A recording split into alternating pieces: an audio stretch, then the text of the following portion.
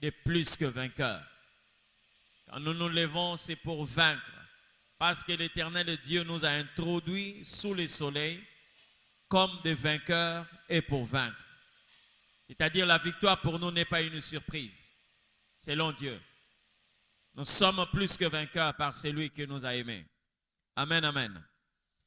J'aimerais parler de ce qui va être fait, ce qui va faire notre sujet de ce soir, le rachat. Amen. C'est vrai que notre thème principal le vendredi, c'est réveiller les héros. Mais nous allons parler sur le rachat. Ça, c'est un sujet que tout chrétien doit maîtriser. Le rachat. Amen. L'œuvre que Jésus est venu accomplir sur la terre, il nous a rachetés. Là, nous sommes sûrs. Mais le rachat ne doit pas seulement être une simple déclaration, parce que le rachat est une vie. C'est-à-dire, après le rachat, il y a une conséquence ou des conséquences qui suivent le rachat. Amen. J'aimerais que nous puissions lire la parole de Dieu. Et par rapport à cette parole, nous allons comprendre ce que c'est le rachat. Et c'est ce qui va nous conduire à la prière. Apocalypse chapitre 5, le verset 9 jusqu'au verset 10. Apocalypse chapitre 5, verset 9 à 10. Dans d'autres versions, on a écrit Révélation, c'est-à-dire que Révélation chapitre 5, le verset 9 jusqu'au verset 10. Si tout le monde est là, nous allons lire la parole du Seigneur.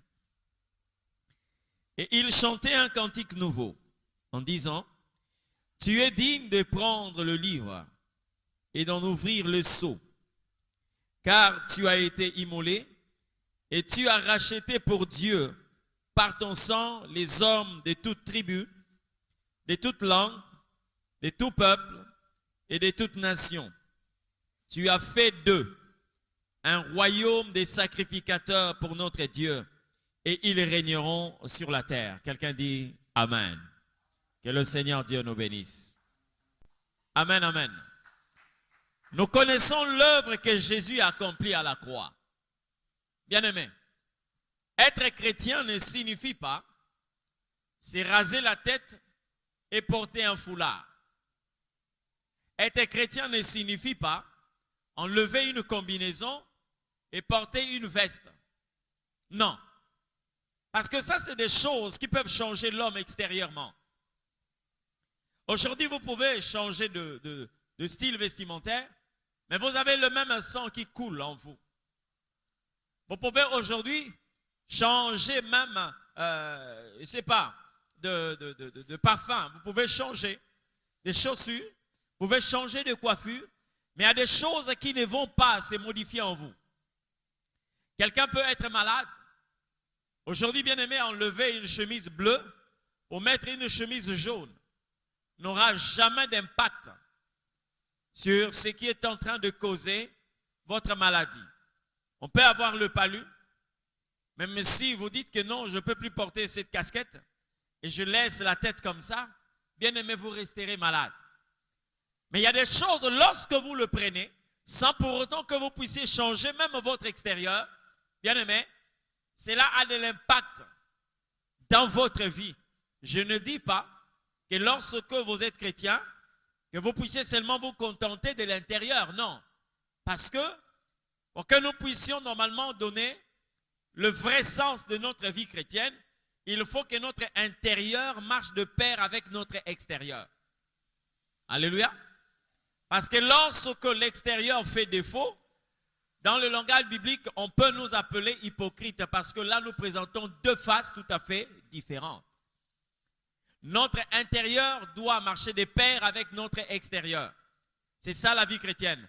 Mais ici, lorsque je parle du rachat, je parle d'un travail que Jésus est venu faire.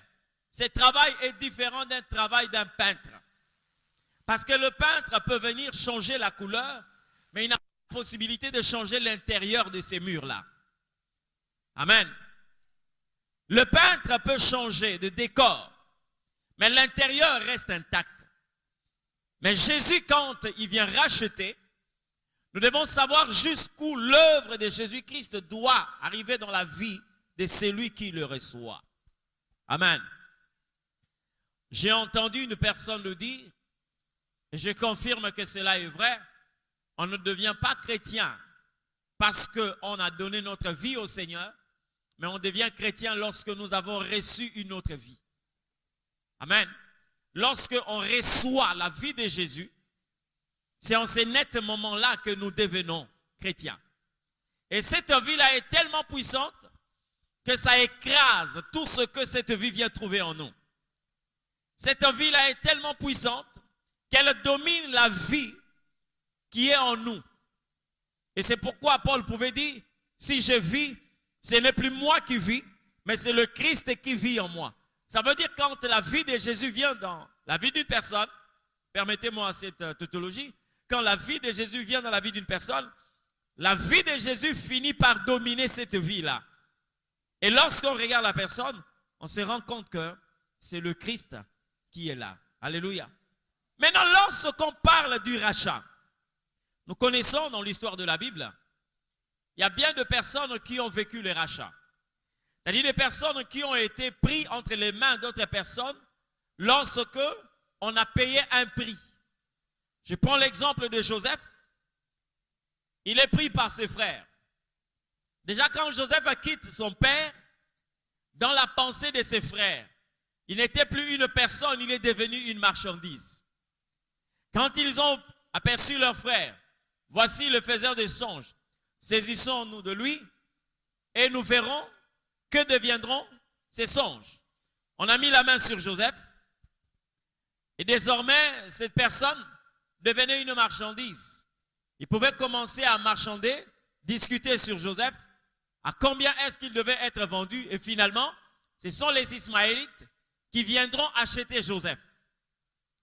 Quand les Ismaélites achètent Joseph, vous allez vous rendre compte, cet enfant-là qui était choyé de son père, cet enfant-là qui était aimé de son père, va être moins considéré par les Ismaélites parce que pour eux, il était une marchandise. Les promesses de Joseph ne leur diraient absolument rien, ils n'avaient même pas besoin de connaître ses promesses. La taille de Joseph, la position qu'occupait Joseph dans la famille n'avait rien à voir. Pour eux, c'était une marchandise. Donc même quand ils pouvaient apprécier la morphologie de Joseph, ce n'était pas pour le placer au trône, mais c'était pour connaître à combien il doit être revendu.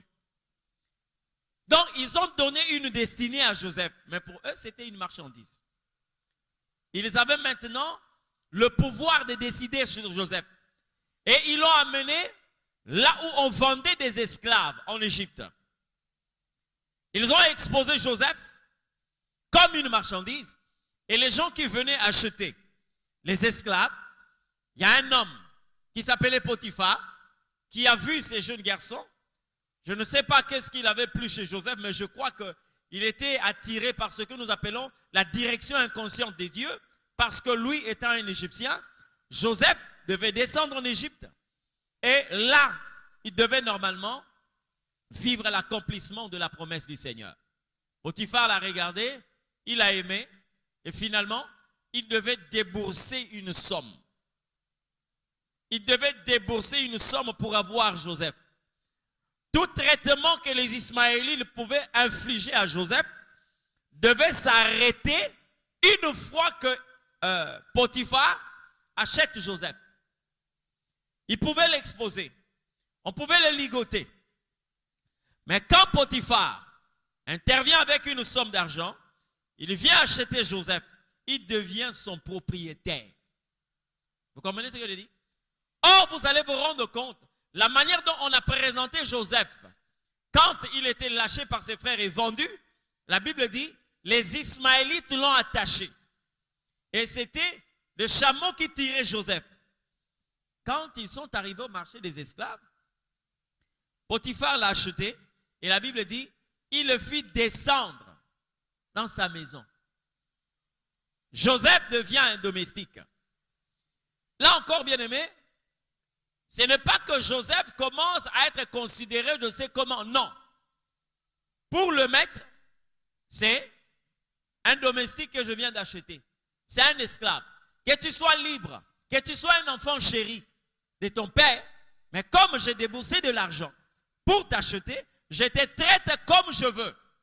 Tes considérations, c'est en toi. Mais moi, je te traite comme je veux. Il a fait de Joseph un domestique. Et Joseph a commencé à travailler dans la maison de Potiphar. Tellement que Joseph était accompagné par la grâce de Dieu, Potiphar a décidé de faire de Joseph le chef de toute sa maison. Là encore, ce n'était pas une élévation. Parce que le problème de Joseph n'était pas de devenir chef dans la maison de Potiphar. Le problème de Joseph était de devenir libre.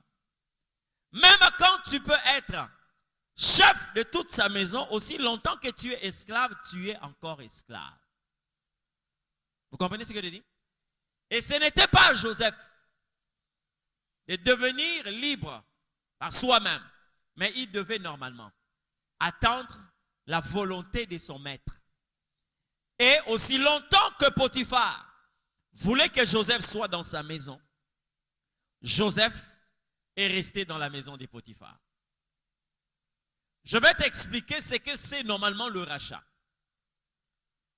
La femme de Potiphar veut faire de Joseph un amant.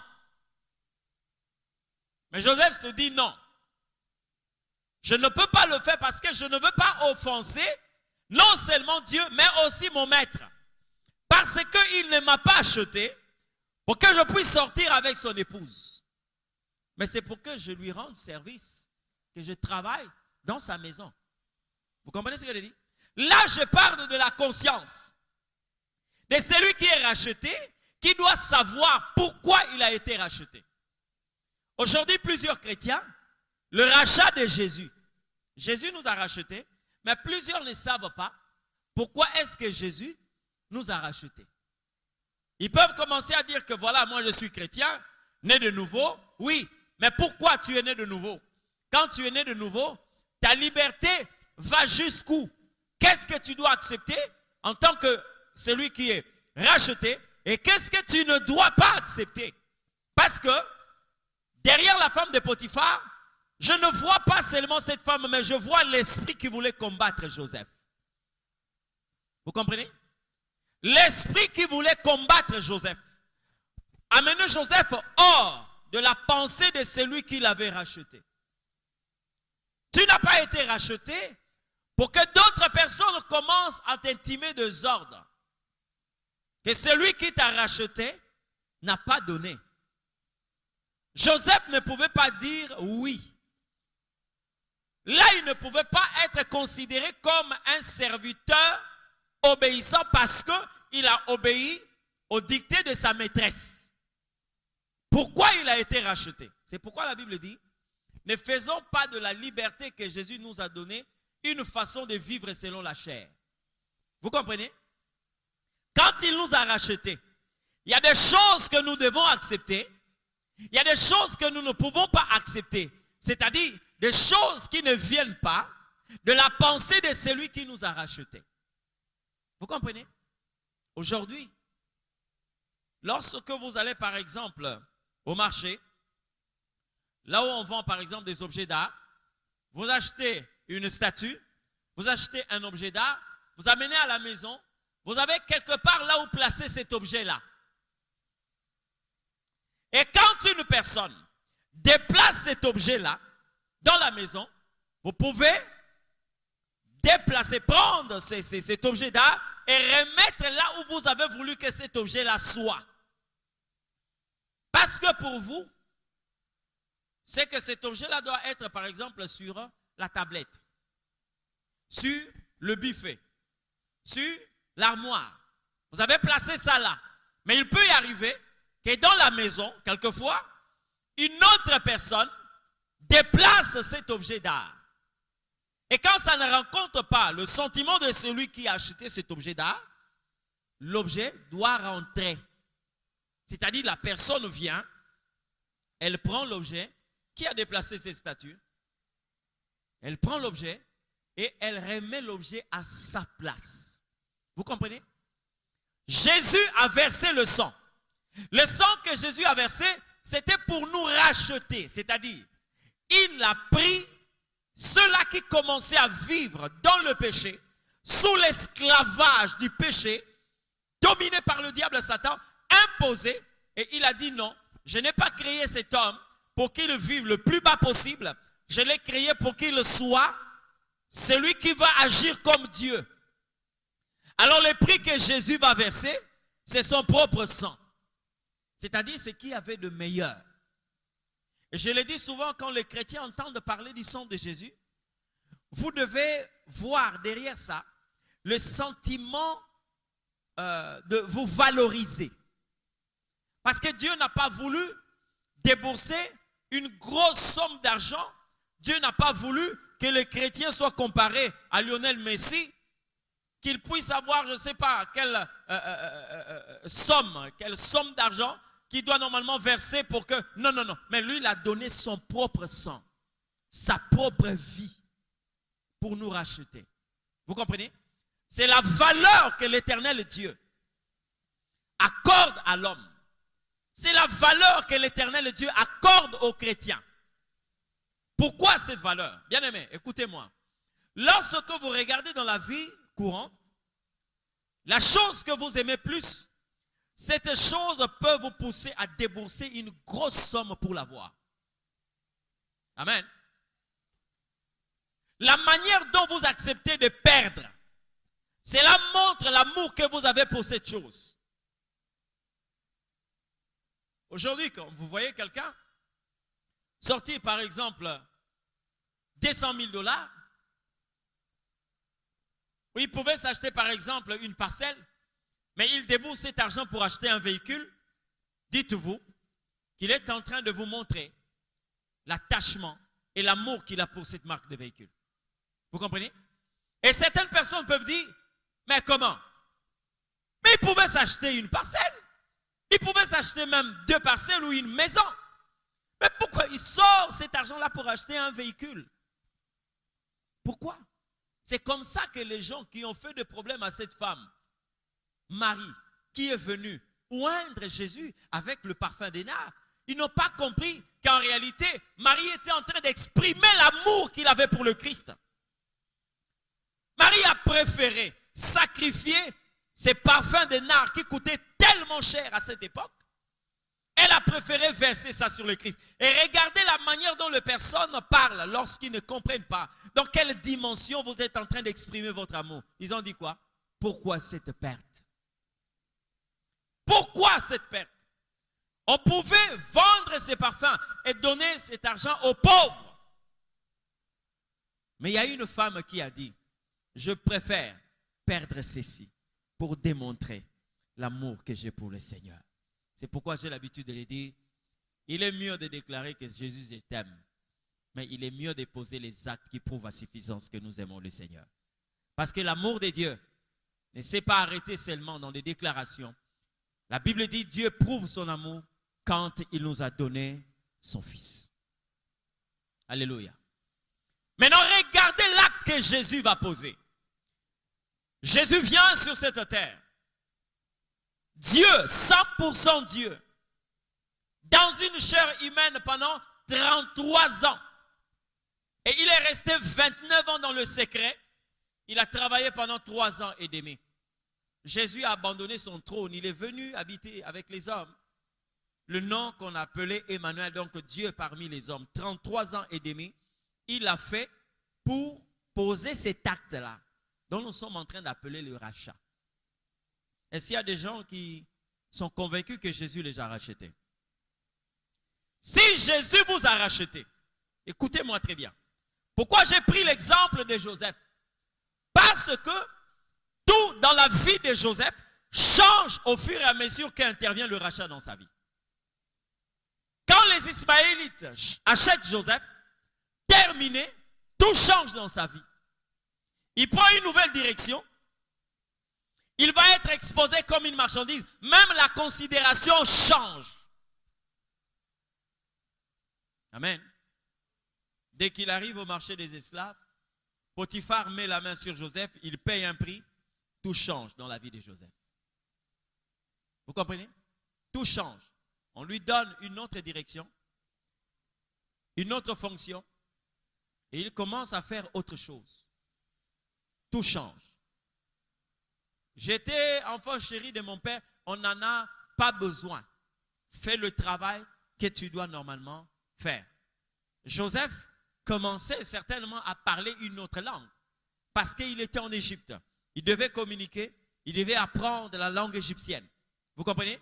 Joseph commençait à manger les mets égyptiens parce qu'il n'était pas d'abord un homme élevé, il était un esclave et il devait se contenter de ce qu'on lui donnait.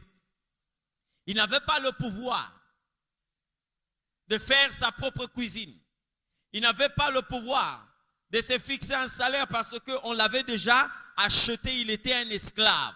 Un esclave ne peut jamais exiger un salaire. Vous comprenez ce que je dis? Donc tout dans la vie de Joseph change au fur, dès que le rachat intervient, tout change dans la vie de Joseph. Je vais vous parler d'une deuxième personne.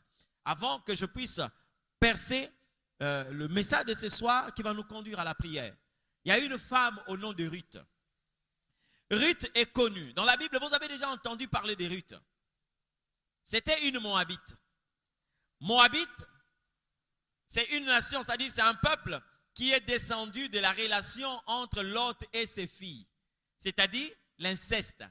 Donc c'est des gens qui étaient déjà voués à une certaine malédiction. Parce que Moab, c'est l'ancêtre des Moabites. Vous comprenez? Moab, c'est l'enfant qui est né de la première fille de Lot et Lot. J'ai parlé de cela, je crois, le dimanche. Ok? Donc l'enfant qui est né de cette relation, l'aîné a mis au monde Moab, qui est l'ancêtre des Moabites. Maintenant, Ruth est une Moabite. Ruth est sortie de Moab. Elle est en train de suivre Naomi. Quand elle arrive à Jérusalem, plutôt à Bethléem, elle se rend compte qu'il y avait un autre peuple. Déjà qu'elle a fait le serment à sa belle-mère en disant, ton Dieu sera mon Dieu, là où tu mourras, je mourrai, ton peuple sera mon peuple. Arrivée à Bethléem, alors Ruth va commencer à développer une autre vie. Quand elle est arrivée, elle a commencé à glaner.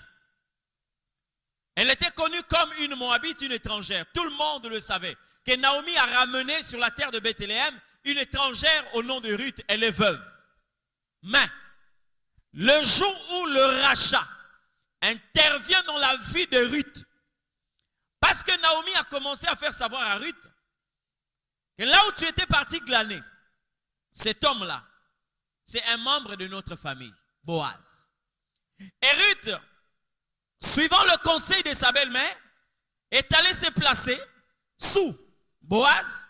Et par la suite, Boaz va découvrir que c'était non seulement une jeune fille aussi généreuse, mais elle était aussi belle.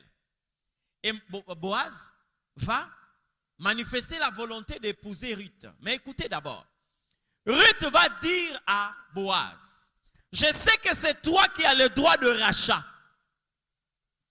Je sais que c'est toi qui as le droit de rachat. Donc quand tu me rachètes, quand tu exerces ces droits de rachat sur moi, ma vie va changer. Et Boaz a exercé cette autorité-là, bien que la personne qui devait le faire s'est soustrait, mais c'était la volonté de Dieu que Boaz lui-même puisse faire ces rachats-là. Une fois Ruth rachetée, terminée, Ruth n'est plus une Moabite, elle devient une Israélite. Vous comprenez?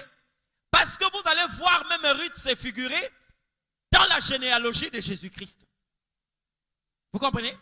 Elle est considérée non comme une Moab, mais comme l'ancêtre de Jésus, donc dans la lignée pure de Dieu. Dans la lignée du peuple qui devait normalement servir de chemin, de canal, pour que le Messie se manifeste aux hommes. Mais Ruth était une Moabite. Et quand la Moabite est rachetée, elle appartient maintenant à la nation d'Israël, celle qui glanait, finit ce travail, Ruth devient propriétaire de ces champs-là. Vous comprenez ce que je dis?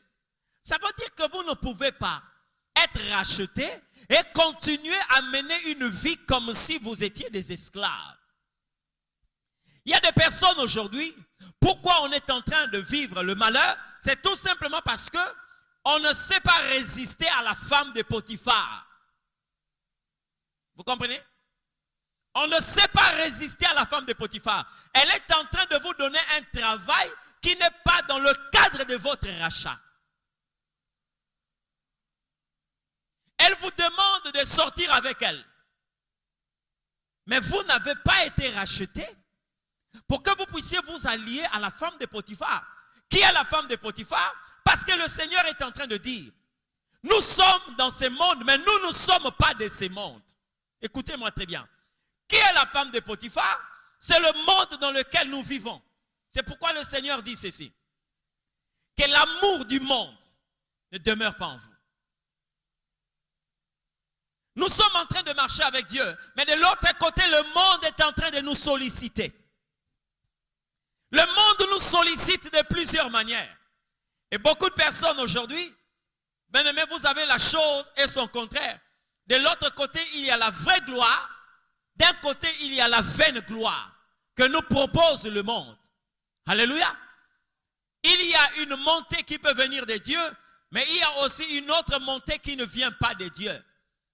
Beaucoup de personnes aujourd'hui ne sont pas en train de vivre le rachat. Tout simplement parce que de l'autre côté, on s'est corrompu avec la femme de Potiphar. Vous comprenez ce que je dis? Le monde d'aujourd'hui est en train de nous imposer beaucoup de choses. Beaucoup de choses. Parce que quand vous ne connaissez pas pourquoi vous avez été racheté, la femme de Potiphar peut vous dire, si tu ne sors pas avec moi, je vais te foutre en prison. Et quand vous avez tellement aimé le monde plus que Dieu, vous pouvez éviter la prison en vous en liant à la femme de Potiphar. Tu peux être libre, mais de l'autre côté, tu t'es fait prisonnier. Parce que quand la femme de Potiphar sort avec toi, laisse-moi te dire, ce n'est pas à une seule occasion, ça va devenir une vie. Ça va devenir une routine. Vous comprenez ce que je dis? Et tu vas te faire prisonnier du sexe de la femme de Potiphar, là où tu pouvais accepter d'être prisonnier dans la prison du roi, là où tu dois rencontrer les chansons et les panetiers. Vous comprenez ce que je dis? Beaucoup de personnes aujourd'hui ne savent pas quel est l'impact du rachat dans leur vie. La Bible dit, Jésus nous a rachetés de la vaine manière que nous avons hérité de nos pères. Chacun de nous ici a un père biologique. Vous avez des parents biologiques. Nous avons l'héritage biologique et ce que nous avons reçu de nos pères. Vous comprenez ce que je dis? Maintenant, quand le rachat de Jésus intervient, quel que soit le niveau de vos parents, quel que soit leurs moyens, la Bible dit, il y a une vie qui est une vaine vie que nous héritons de nos parents. Jésus est venu pour mettre fin à cette vie-là. Il nous a rachetés pour arrêter cette vaine manière de vivre que nous avons héritée de nos parents. Vous savez quoi? De l'homme, rien de bon ne peut sortir si Dieu n'est pas avec cette personne. Rien de bon. Maintenant, ce que nous devons exiger, c'est quoi? Seigneur, nous voulons vivre selon que toi, tu nous as rachetés. Nous voulons mener cette vie-là. Amen. Nous voulons mener cette vie. Je vous prends des exemples pour que vous puissiez comprendre comment est-ce que vous pouvez formuler votre requête devant Dieu. Comment est-ce que vous pouvez vous lancer dans la prière. J'ai déjà visité le marché des arts. Vous comprenez? J'ai déjà visité les marchés où on vend des articles et des objets d'art. J'ai déjà visité ça vers la gare. Mais j'ai constaté une chose. Quand cet artiste-là sort ces articles, c'est dans une caisse. Il commence à essuyer et à les placer là. C'est par exemple un morceau de tissu qu'il va étaler et il va commencer à essuyer ces articles. Il le place là. L'un à côté de l'autre. L'un derrière, l'autre devant, comme ça, et il va les exposer. Lui, il se met quelque part. Il est en train d'attendre l'admiration de ceux-là qui viennent quelquefois visiter ces marchés. Il est là en train de les attendre. Voilà. Quand il voit quelqu'un s'arrêter devant sa table, il s'élève, il s'approche, il commence à dire quoi, je vous donne ça, je vous donne ça. Il donne le prix quelquefois, on discute et terminé. Si c'est bon, la personne achète l'objet d'art. Qu'est-ce qui se passe d'abord?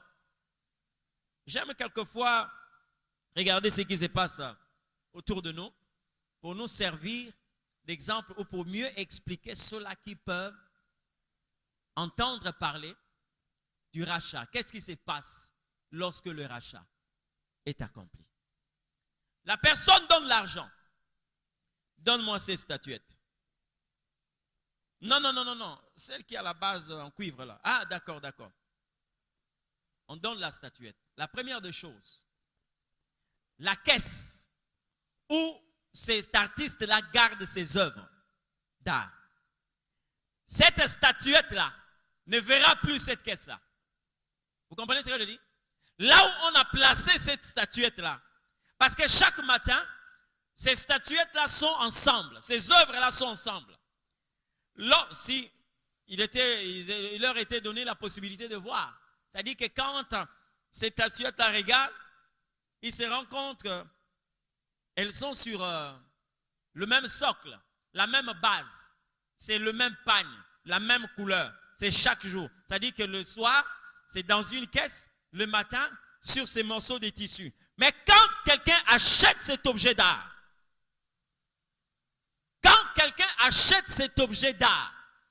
premièrement, il y a une main qui touche cet objet d'art. D'abord, ça commence quoi?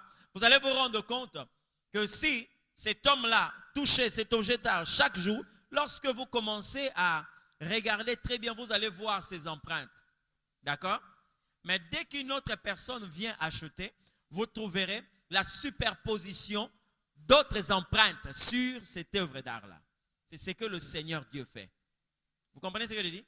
Oui, c'est ce que le Seigneur Dieu fait.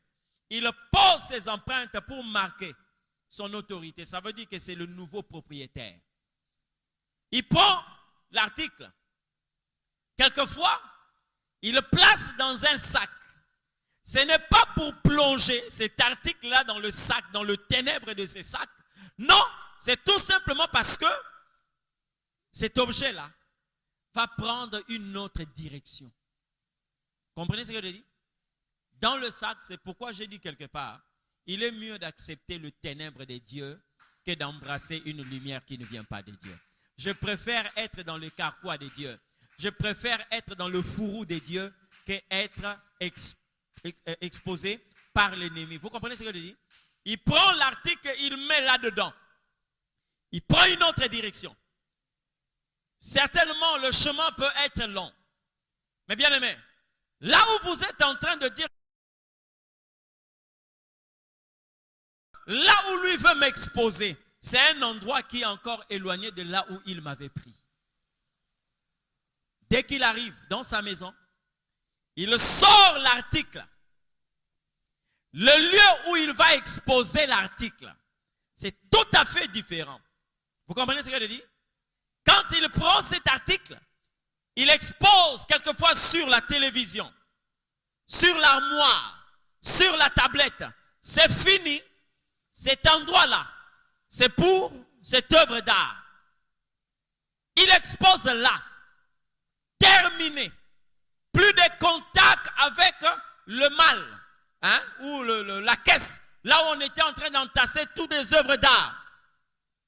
Plus de contact avec la direction que prenait ce maître d'œuvre, c'est-à-dire du marché jusqu'au dépôt, là où il était en train de garder ses œuvres. C'est fini. Alors là, nous sommes en train de voir quelqu'un qui la nuit pouvait se retrouver dans une caisse, mais la nuit, cette personne, encore cette œuvre-là, est frappée par la lumière de la maison, voire même la lumière de la télévision, et sous les yeux de ceux-là qui doivent admirer cette œuvre-là. C'est ce que l'Éternel Dieu fait dans la vie de tous ceux qui sont rachetés. Vous comprenez ce que je dis? Tu ne peux pas accepter que hier soit comme aujourd'hui, étant avec le Seigneur. J'ai béni la vie d'une femme, la veuve de Sarepta. Avant qu'elle rencontre Élie, elle avait dans sa bouche le mot mort. Elle a bien dit à Élie, je ramasse 2 morceaux de bois, je vais préparer, faire 2 beignets. Un pour moi, un autre pour mon fils. Nous mangerons, après quoi nous mourrons. Quand tu n'étais pas là, je pouvais prononcer la mort. Vous comprenez? Mais quand Élie est resté avec elle, et pourtant la femme, le premier jour où elle a rencontré Élie, elle avait déjà cette parole-là. Nous allons manger, après quoi nous allons mourir. Et quand Élie lui a dit non, ainsi parle l'Éternel, l'huile qui est dans le vase ne va pas tarir et la farine qui est dans le pot ne va pas aussi finir. La femme a commencé à vivre avec cette parole de Dieu. Elle a commencé à vivre avec Élie. Elle a vécu avec Élie pendant longtemps. Quand j'ai dit vivre avec Élie, ça veut dire que Élie était à côté d'elle. Élie était dans sa maison. Amen. Parce que vous avez toujours des compréhensions un peu bizarres là. La femme était avec Élie. Élie vivait dans la maison de cette femme. Un jour, le fils de cette femme est tombé malade. La Bible dit, cet enfant est mort. La femme est allée vers Élie. Elle a dit à Élie, homme de Dieu, tu es venu dans ma maison pour révéler mon péché. Voici mon fils est mort. Pourquoi toi qui acceptais de manger et mourir après, pourquoi maintenant tu commences à dire non à la mort? Parce qu'elle s'est rendue compte. Avant, Élie n'était pas dans ma maison. Élie, c'est le serviteur de Dieu. Donc, Élie, Dieu n'était pas dans ma maison. Mais maintenant, là que Dieu est dans ma maison, il y a des choses que je pouvais accepter avant, que je ne peux plus accepter, que maintenant je suis avec l'Éternel Dieu. Alléluia. La Bible dit, Élie a prié pour cet enfant et l'enfant est revenu à la vie. La femme a dit à Élie, je reconnais aujourd'hui que la parole de Dieu dans ta bouche est vérité. Vous comprenez ce que je dis? Donc, lorsque Jésus nous a rachetés, nous avons l'obligation de dire non à un style de vie que nous n'avons pas reconnu comme appartenant à celui qui nous a rachetés. Pourquoi il nous a rachetés? Amen. Quelle est la place de l'œuvre de Dieu dans notre vie? Quelle est la place de l'œuvre de Dieu? Puisque quand on te voit, il n'y a pas de différence. C'est vrai que dans certaines familles, vous avez des personnes qui se ressemblent comme des gouttes d'eau. Donc quand vous le regardez, vous vous rendez compte que ceux-là sont de la même famille. Gloire soit rendue à l'Éternel. Mais la ressemblance physique ne doit pas être la ressemblance spirituelle lorsque nous n'avons pas les mêmes sources. Vous comprenez? On peut se ressembler comme des jumeaux, physiquement. Mais lorsque nous avons 2 sources différentes spirituellement, nous ne pouvons pas manifester une même ressemblance. Vous comprenez ce que je dis? Vous regardez la vie de Jacob et la vie d'Ésaü. Ils sont sortis d'un même ventre. Ils sont sortis d'un même homme. Mais regardez la manière dont leur dessein était différent. Pourquoi? Parce que l'Éternel a dit qu'il a aimé Jacob et il a haï Ésaü. Ça veut dire, parmi ces 2 enfants, nous voyons comme celui-là qui est en train, il y a un qui est en train de vivre sous la lumière ou dans la lumière et l'autre est en train de vivre dans le ténèbre. Et vous voyez comment était leur vie. Comment était leur vie? Dieu lui-même a dit que le plus petit dominera sur le plus grand. Regarde bien ta vie. Tu vas te rendre compte. C'est comme si les conséquences ou l'impact du rachat dans ta vie n'est pas visible. Tu vis comme tout le monde dans la famille. Les mêmes mots qui rongent le reste de la famille, ce sont ces mêmes mots qui te rongent. C'est comme si vous êtes en train de faire, dans cette vie-là, dans cette famille-là, vous avez un dénominateur commun. Donc ce qu'on trouve chez l'autre, spirituellement, on peut le trouver aussi en toi. Amen. Or, si les autres peuvent être des aveugles, mais au moins qu'on accepte que vous puissiez être ne fût-ce que borgne. Avoir ne fût-ce qu'un œil qui voit. Cela montre que vous avez reçu une vie différente des autres. Mais le Seigneur, quand il arrive, il ne se donne pas seulement à nous ouvrir un seul œil, mais il nous ouvre les yeux. Ça veut dire que quand tu es dans une famille où tout le monde est aveugle, toi tu dois être un voyant qui peut conduire les autres et pousser aussi les autres à chercher les yeux que l'Éternel Dieu nous a donnés pour que nous puissions mettre fin à la cécité. Quel est l'impact du rachat dans ta vie? Tu continues à glaner aussi longtemps que toi, Ruth, tu as été racheté. Tu es devenu la femme de Boaz, le maître de ces champs-là. Mais tu continues à glaner. Pourquoi? Ça, ce n'est plus l'humilité. C'est vrai, j'aimerais dire à quelqu'un, si Ruth est en train de glaner avant de connaître le rachat, c'est l'humilité. Mais si elle continue à glaner après le rachat, ça, ce n'est plus l'humilité, mais c'est l'ignorance qui est en train de les tuer. Vous comprenez ce que je dis? Et nous ici, nous sommes en relation avec le Christ. Qui est le Christ alors? Le Christ est le maître de toutes choses. Il nous a rachetés, non pour que nous puissions être comme tout le monde, mais il nous a rachetés pour faire de nous son épouse. J'ai toujours dit, Dieu a créé Adam. Mais il n'a pas permis que Adam domine seul. D'accord? Il a attendu le jour où il a créé Ève. Il a prononcé cette phrase. Et l'Éternel le bénit en disant, multipliez-vous, soyez féconds, remplissez la terre, dominez-la. Vous comprenez ce que je dis? Mais nous avons aujourd'hui un homme qui est en train de dominer l'humanité. C'est Jésus. Jésus à côté de lui, son épouse, qui est l'Église. Comment est-ce que Jésus peut dominer, mais que son épouse ne soit pas capable de dominer? Comment vous expliquez ça? Parce que si Ève est en train de dominer, c'est tout à fait normal parce que le Seigneur Dieu leur a donné le pouvoir de dominer. Et à l'homme et à la femme parce qu'ils forment un seul corps. Mais il y a aussi ces mystères, n'est-ce pas? Entre l'Église et le Christ. Vous n'avez jamais lu que la Bible dit, l'Église a pour tête le Christ. C'est-à-dire que l'Église est un corps mystérieux dont le corps est constitué de l'Église. Cette personne mystérieuse, mais la tête c'est le Christ lui-même. Mais bien aimé, comment est-ce que vous pouvez voir un athlète courir seulement de corps et que la tête reste quelque part? Hein? Vous savez quand est-ce que Jean-Baptiste a cessé de vivre? C'est lorsqu'on a séparé son corps et sa tête. Vous comprenez ce que je dis? Lorsqu'on a séparé le corps de Jean-Baptiste de sa tête, fini, Jean-Baptiste a arrêté de vivre. Mais il y a aussi un autre mystère derrière ça. Parce que tout ce que le Seigneur fait est bon. Jean-Baptiste a été décapité parce que quand il était correct, il était en vie, il a passé aussi du temps dans la prison. Mais comment est-ce que le Seigneur va permettre que Jean-Baptiste sorte de la prison? D'abord, il a permis que sa tête sorte de la prison. Quand on est venu prendre sa tête, la tête est sortie de la prison et on a amené la tête où? Là où il y avait le roi Hérode. Ça veut dire dans la cour royale. On a amené la tête de Jean-Baptiste. Quand ils ont constaté que la tête était sortie, la Bible dit, ses disciples sont venus prendre son corps.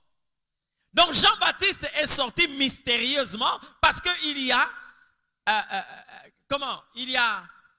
une révélation tellement cachée par rapport à sa mort et à sa sortie de prison. Là, nous sommes en train de voir ce qui se passe avec le Christ et l'Église. Vous comprenez ce que je dis?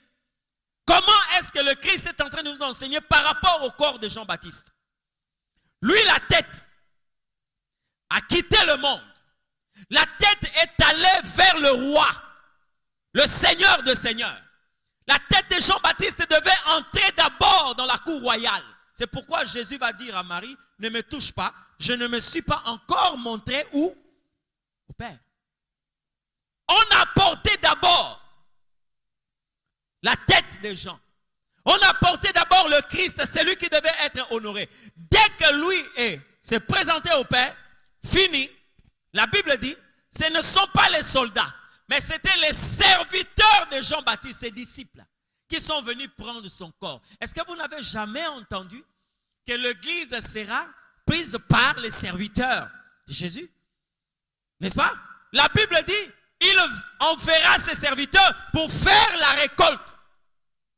Ses serviteurs pour faire la récolte. Ça veut dire quoi? Tout ce que la tête connaît, nous devons connaître ça. Vous comprenez ce que je dis? Tout ce que la tête connaît, nous allons connaître ça. Et Jésus a donné ce message le jour de la résurrection pour dire qu'avec la tête, le travail était fini. Parce que quand il est ressuscité, les deux disciples qui sont allés à la tombe de Jésus, Jean et Pierre, ils ont trouvé, la Bible dit, le linge qui était au niveau de sa tête était plié, mis de côté. Parce que là, le travail de la tête était fini. Mais les bandelettes qui étaient sur son corps étaient à terre. Personne ne l'avait plié.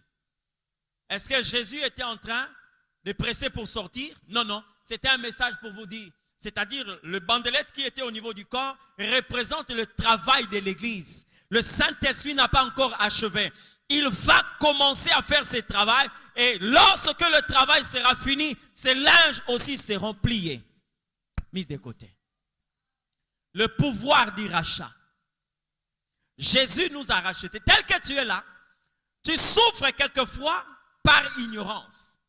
Tel que tu es là, il y a des personnes qui dominent sur toi par ignorance. Vous comprenez?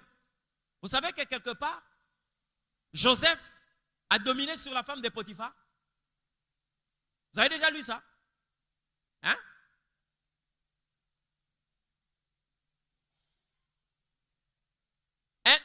Un domestique est appelé à se soumettre. Parce qu'un serviteur doit se soumettre. Ce qui fait le serviteur, c'est la soumission. Mais Joseph s'est rendu compte que la femme de son maître, qui était sa maîtresse, va dire, viens couche avec moi.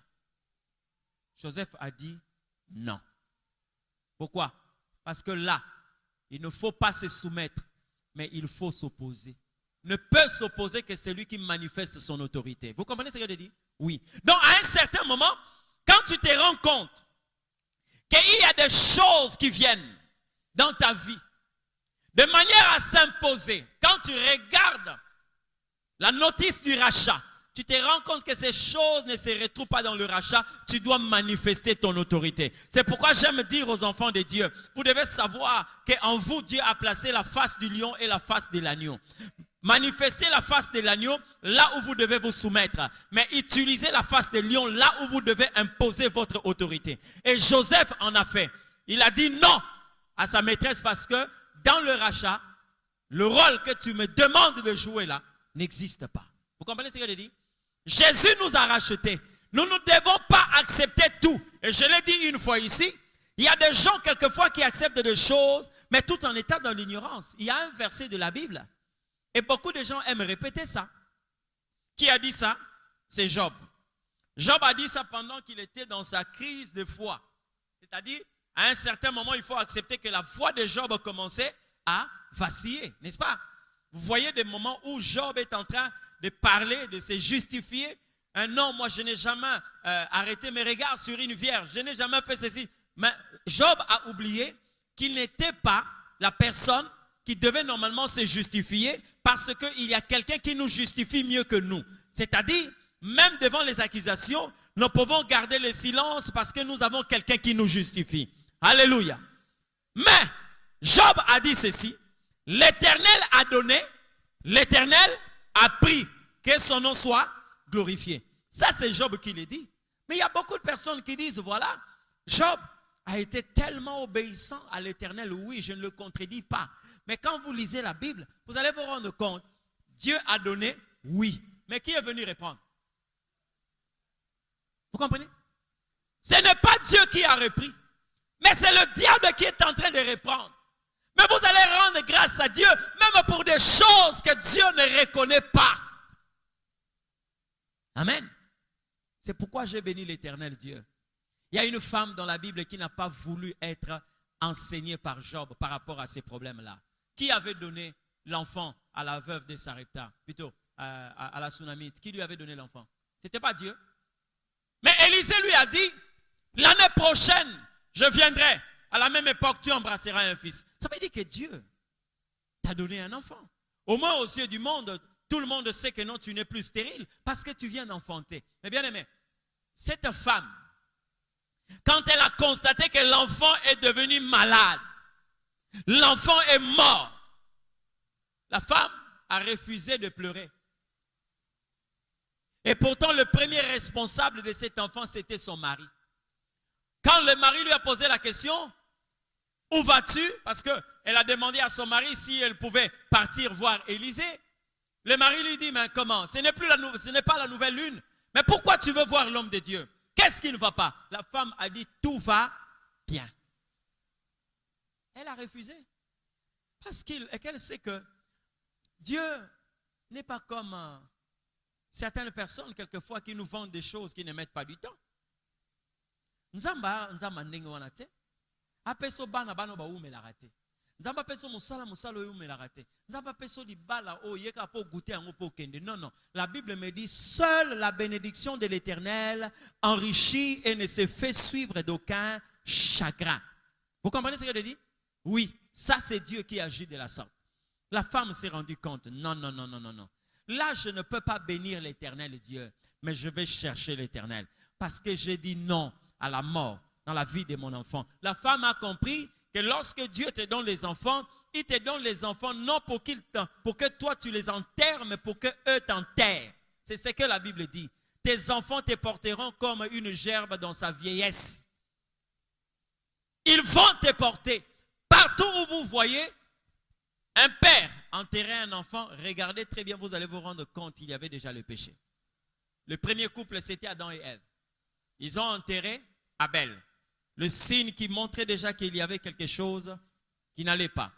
Un deuxième couple, vous trouvez Judas. Judas a enterré ses enfants. Or, nous voyons tous les patriarches ont été enterrés par leurs enfants. Mais Judas a enterré ses enfants parce que la Bible dit que les enfants de Judas ne craignaient pas l'Éternel. Le péché était là. Mais quand la femme a regardé, elle a dit non. Elle a enfermé l'enfant dans la chambre où dormait Élisée et elle est allée chercher Élisée. Elle a refusé de se plier devant cette volonté. Elle n'a pas voulu être enseignée par Job. Parce que Job pouvait dire à la femme, l'Éternel a donné, l'Éternel a repris. Mais la femme a dit non, je m'en vais chercher Élisée. Elle est allée chercher Élisée et ce que j'aime dans cette histoire, Élisée qui est un prophète. Le prophète est celui qui assiste au conseil de Dieu. Mais il y a eu un silence. Dieu ne lui a pas dit que l'enfant de cette Sunamite est mort. Vous savez pourquoi? Parce que Dieu lui-même ne reconnaissait pas cette mort-là. Il est resté tranquille. Et quand Élisée voit cette femme de loin, il demande à son serviteur, va d'abord vers la Sunamite, demande à cette Sunamite qu'est-ce qui ne va pas. J'aime l'attitude de cette femme, oh que Dieu bénisse cette femme, qui nous donne des gens comme ça, dans l'église, dans nos familles, dans nos maisons. Amen. Quand elle voit Géasi, c'est comme si une femme qui connaissait que Géasi ne pouvait pas voir l'héritage d'Élisée. Comment tu vas? Comment est ton mari? Comment ton enfant? La femme dit, tout va bien. Elle a caché à son mari, elle a caché à Géasi, mais elle continue à avancer. Dès qu'elle a vu Élisée, elle est allée tomber à ses pieds. Et Géasi vient pour vouloir enlever la femme. Élisée lui dit, laisse-la. L'âme de cette servante est dans la douleur, mais l'Éternel me l'a cachée. Pourquoi l'Éternel te l'a cachée? Parce que Dieu ne reconnaît pas cela. Bien-aimé, j'aimerais dire à une personne, écoutez-moi très bien. Si aujourd'hui l'Éternel Dieu te dit que tu es pauvre, tu vas l'amener où? Où est-ce que tu vas amener Dieu? Si l'Éternel te dit que toi tu es maudit, qu'est-ce que tu vas faire au Seigneur? Même si tu peux aller à la CPI, ils vont faire un mandat, Dieu ne viendra pas. Et ils n'auront même pas le pouvoir de convoquer Dieu.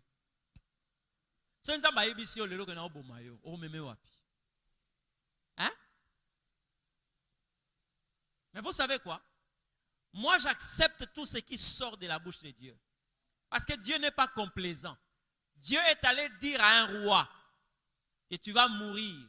Donne des ordres à ta maison parce que tu mourras. Hein?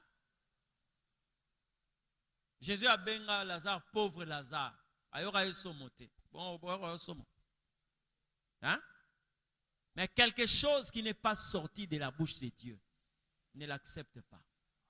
Vous comprenez ce que je dis? La Bible me dit dans le livre d'Ésaïe, tu porteras le nom que la bouche de l'Éternel déterminera. Alléluia. Tu vas porter le nom que la bouche de l'Éternel déterminera. Qu'est-ce que le rachat m'a apporté? Lorsque je regarde autour de moi, lorsque je vois ce que je suis, je pose à Dieu la question, est-ce que c'est le cliché? Est-ce que la photo du cliché, c'est la photo du cliché qui est auprès de toi? Ou bien c'est le monde qui veut m'imposer ces rythmes de vie-là? Mais si c'est le monde, je suis capable de dire non. Amen. Oui, aussi, dans la vie, on comprendre qui est Dieu réellement. J'ai souvent l'habitude de le dire. Comment une personne qui a pris une maison, il a pris ça en location, il change la peinture. OK? Il demande même au bailleur, est-ce que je peux mettre des carreaux? Après, on va faire, parce que je ne peux pas vivre dans une telle maison. Mais la maison ne lui appartient pas. Il change le décor. Il met les carreaux, il met le plafond, il change même les installations. Il change tout. Mais ce n'est pas sa maison. Bien-aimé, à plus forte raison, Dieu qui est entré dans ta vie. Tu es la nouvelle habitation de Dieu. Vous comprenez ce que je dis? Même celui qui n'a pas d'argent, quand il prend une nouvelle maison, il se bat. Rien que pour avoir ne fût-ce que un seau de peinture, parce qu'il ne veut pas rentrer dans une maison sale. Et à plus forte raison, le Dieu qui possède tout pouvoir et qui a toute possibilité. Quand il entre dans ta maison, est-ce qu'il peut te laisser avec les toiles d'araignée, avec tout ce que vous appelez les liens familiaux, tout ce qu'il a trouvé, et Dieu laisse ça, il demeure dans ta vie? Alors pourquoi le rachat? Pourquoi Dieu m'a racheté? Amen. Pourquoi Dieu m'a racheté? Pourquoi? Le passage de ténèbres à la lumière s'est fait voir facilement. J'ai dit bien? Facilement. Moi, j'ai étudié dans une école, dans un pays où lorsque vous quittez par exemple l'école secondaire pour le lycée, c'est-à-dire que vous avez une autre tenue. Hein? Vous avez une autre tenue, donc une autre uniforme. Ce n'est pas comme ici, par exemple, le bleu-blanc. Lorsque vous quittez l'école primaire, vous allez maintenant, au secondaire, hein? Secondaire ou humanité, moi je ne maîtrise pas ça. Dès que vous allez là, vous avez le bleu-blanc. C'est le pantalon, mais toujours c'est le bleu-blanc. Mais là, ce n'était pas le cas. Dès que vous changez de niveau, vous changez aussi d'uniforme. Vous comprenez ce que je dis? Donc le passage des ténèbres à la lumière, bien aimé, il y a des choses qui doivent normalement montrer que vous avez quitté les ténèbres pour la lumière. Jésus vous a racheté. Il nous a rachetés. Il nous donne un style de vie. Il nous impose une vie. Il change tout. Il nous donne une nouvelle direction. Il change notre langage. Vous comprenez ce que je dis? J'ai aimé la manière dont la Bible a conclu au verset 10. On dit ceci. Tu as fait deux. Tu as fait deux. C'est-à-dire que tu ne les as pas laissés être de parachutés d'une autre nation à ton royaume. Non. Il nous a rachetés et il a fait de nous ce que je suis. Ce n'est pas ce que je voulais être. Mais c'est lui qui a fait de moi. Vous comprenez ce que je dis? Oui. C'est lui qui a fait de moi. Alors quand lui il a fait de moi, ça veut dire qu'il doit rompre avec tout ce qui était ancien. C'est ça le rachat. Est-ce que tu as cette volonté-là de vouloir vivre réellement le retombé, l'impact du rachat? Est-ce que tu veux réellement manifester cette vie-là de quelqu'un qui est racheté? Hein? Vous savez, quelque part, hein? On ne doit pas commencer à dire aux gens, c'est vrai que nous avons le devoir de le dire, que moi je suis chrétien, mais quelque part, il y a des gens qui doivent normalement sentir que nous appartenons à un autre royaume. Hein? En nous voyant, en nous écoutant, en nous regardant, ils se rendent compte, ceux-là sont de notre royaume. C'est comme ça que le Seigneur veut que nous puissions vivre. Ce soir, nous allons prier. Mais la prière va être basée sur la vie d'un racheté. La vie d'un racheté. Nous voulons vivre réellement le rachat. Tu ne nous as pas laissé devenir ce que le monde a voulu que nous puissions devenir dans ton royaume. Tu n'as pas voulu que la famille fasse de nous ce qu'elle a voulu que nous puissions être. Et la Bible dit à la fin, tu as fait d'eux un royaume des sacrificateurs pour Dieu et ils régneront sur la terre. Ils régneront sur la terre. Là, je suis en train de te présenter le canevas du rachat. La notice du rachat. Tu vas t'élever là où tu es. Nous allons prendre le temps de prier. Nous allons prendre le temps de prier.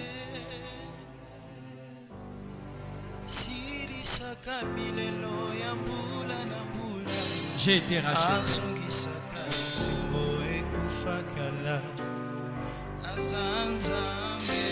J'ai été racheté. J'ai été racheté.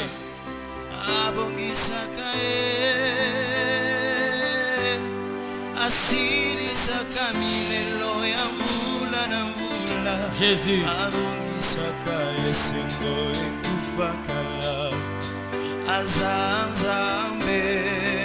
Là où tu es, tu vas commencer à remercier le Seigneur.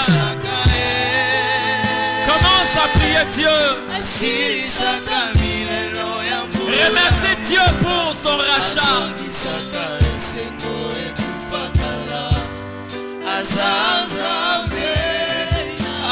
Gloire à ton nom, Jésus.